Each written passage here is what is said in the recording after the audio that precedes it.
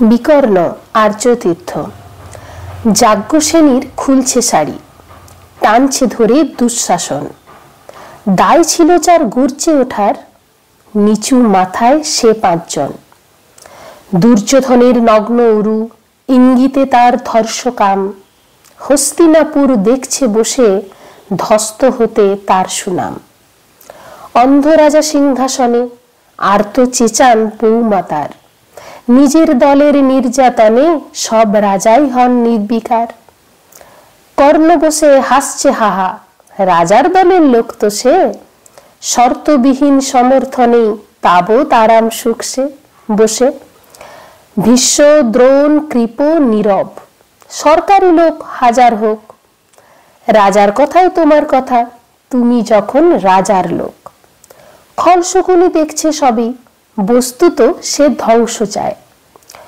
ঘরের মাটি লাল হয়ে যাক দেশ বিভাগের যন্ত্রণায়।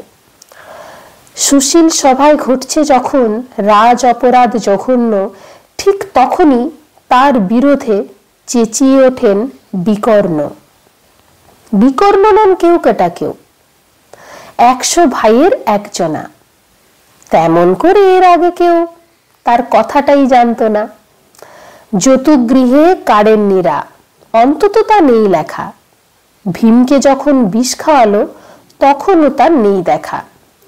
কিন্তু যখন প্রকাশ্যতেই কাড়ছে নারীর আব্রুকেও, স্তব্ধ জীবের চুপসা করে বিকীর্ণ হন একলা ঢেউ।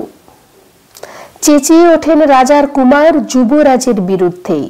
মহাবলী পাণ্ডবেরও তখন গলায় সে সুর নেই। রাজাও যখন নীরব থেকে সায় দিয়ে যান ধর্ষণে, ঠিক তখনই সমস্ত যুগ বিকর্ণদের সর্ষণে। আমরা যারা কিচ্ছুটি নই, একটি মোটে ভোট কেবল, অত্যাচারের সামনে এলে সঙ্গী শুধু চোখের জল। পোষ্যভাবে যাবে না চেনাই, অন্ধ এবং নিকর্ণ। প্রার্থনা থাক আমরা যেন একবার হই বিকর্ণ।